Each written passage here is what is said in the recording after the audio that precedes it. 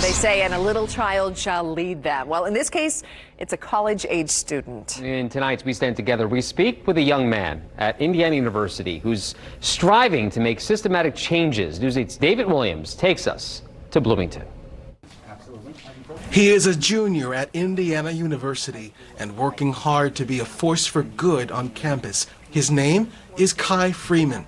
Not only is he president of the Black Student Union, he's on the IU Police Department Advisory Council and co-founded the nonprofit Enough is Enough.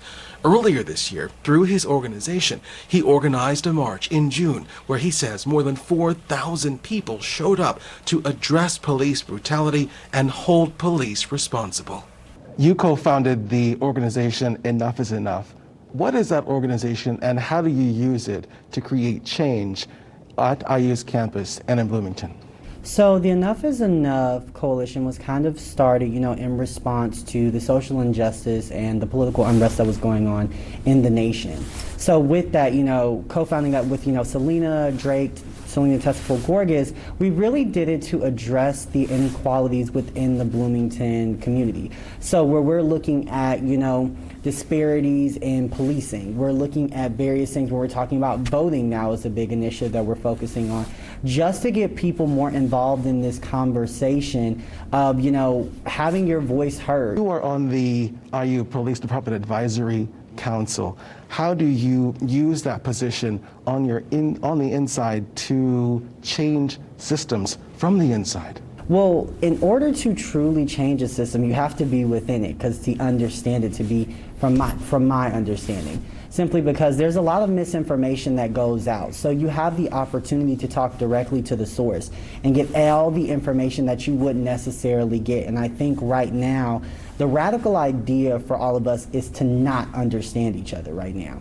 So if you're getting yourself in these conversations, in these spaces and places where historically, African American people wouldn't be, it creates a different type of dialogue. It creates an understanding amongst a community that has a very strained relationship, trying to figure out a way to truly bridge that gap to make it more effective for policing, more community policing models and things of that caliber.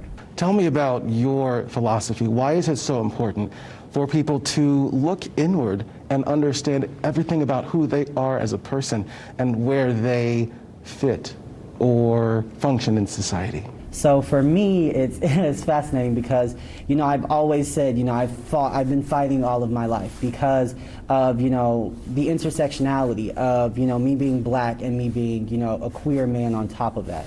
So at no point was I ever given a break. Let's throw that out there.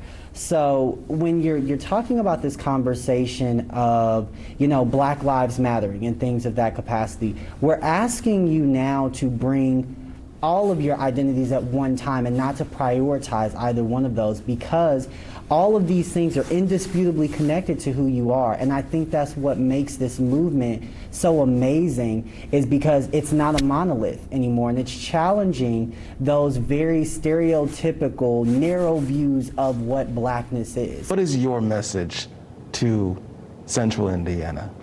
I think more so than anything is to be yourself in all of its multifaceted forms. Stand Together series will continue next week on News 8 at 10 o'clock. And remember, you can see all of our stories online at wishtv.com.